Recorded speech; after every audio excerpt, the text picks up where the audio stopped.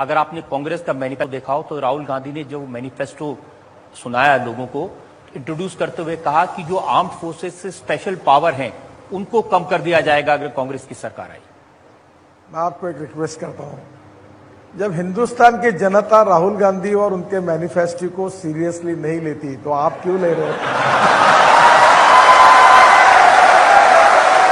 देखो, कुछ बातें ऐसी होती है कि सुनना चाहिए और छोड़ देना चाहिए।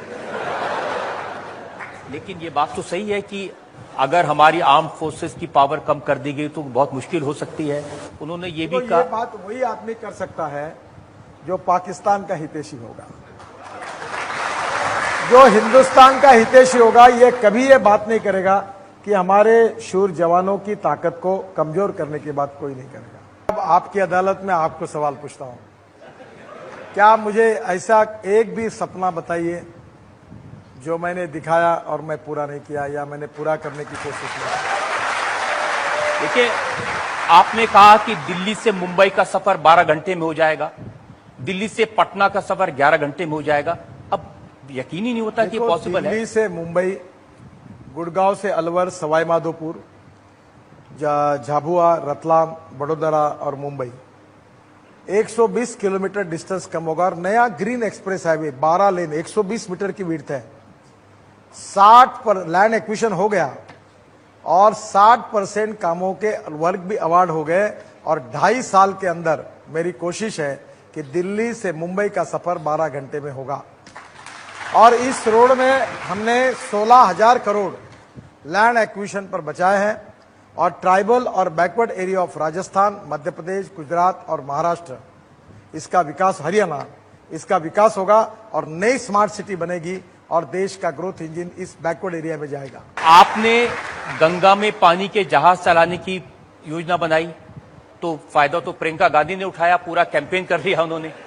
देखिए, मैं अगर इलाहाबाद, प्रयागराज से वाराणसी अगर जलमार्ग नहीं बनाता तो क्या प्रियंका जी बोट में बैठकर जा सकती थी? अगर मैं इस गंगा को शुद्ध नहीं करता, अविरल निर्मल नहीं करता। पिछले कुंभ में मॉरिशस के प्रधानमंत्री स्नान के लिए आए और गंदा पानी देखकर बिना स्नान करके चले गए।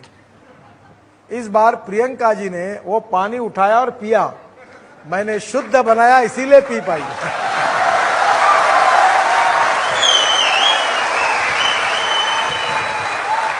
लेकिन आपके जो आइडियाज हैं वो सुनते हैं तो थोड़ा आश्चर्य होता है। आप कहते हैं कि प्लास्टिक के कचरे से सड़कें बना देंगे।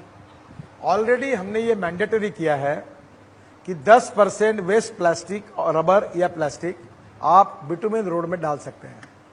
और उसके अच्छे रोड देश में बन रहे हैं। प्रधानमंत्री ग्राम सड़क योजना में उपयोग हो रहा है, हमारे हाईवे पे ओपन हो रहा है।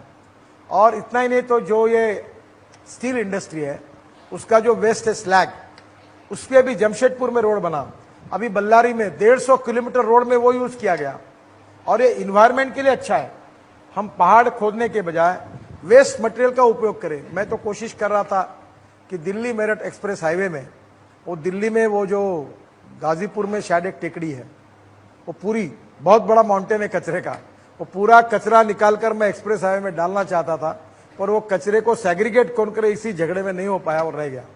पर कचरे का भी उपयोग हो सकता है। ये फ्लैश, ये थर्मल पावर प्लांट की पूरी रोड में यूज हो रही है।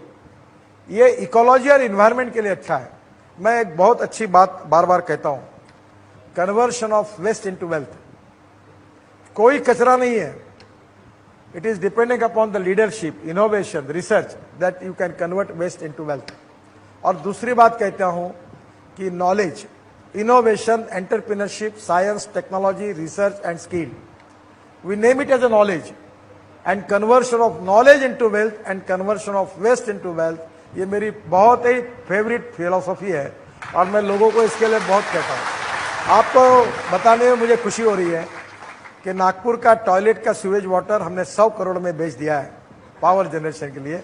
और नागपुर ये देश का पहला शहर है कि अभी हम लोग आने वाले 1.5 साल में 180 करोड़ रुपए इसी पे कमाएंगे। पर यहाँ स्टोरी खत्म नहीं हुई। अब उस पानी से मीथेन निकालकर CO2 अलग करके बायो सीएनजी निकालेंगे और वो बायो सीएनजी पर हम नागपुर की बसेस चलाने वाले हैं।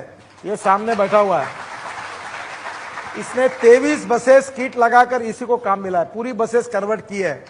और अब आने वाले दिनों में जो स्लज है करीब 650 टन, वो स्लज और मटन मच्छी मार्केट का वेस्ट और फ्रूट वेजिटेबल मार्केट का वेस्ट बायोडाइजेस्टर में डालकर मैंने निर्धार किया है, कोई इन्वेस्टर आगे नहीं आया, मैं 3 महीने के अंदर, मैं आपके सामने मेरा रिकॉर्ड करो मेरे सपने को, मैं कभी झूठ बोलूंगा नहीं, जो बोलूंगा वो करूंगा। 3 महीने के अंदर नागपुर की 450 बसेस और मेयर से लेकर deputy mayor, standing committee chairman, सब महानगर पालिका की गाड़ियां ये गंदगी से, वेस्ट से तैयार हुए सीएनजी पर चलेगी और 60 करोड़ का घाटा 1 साल में कम होगा।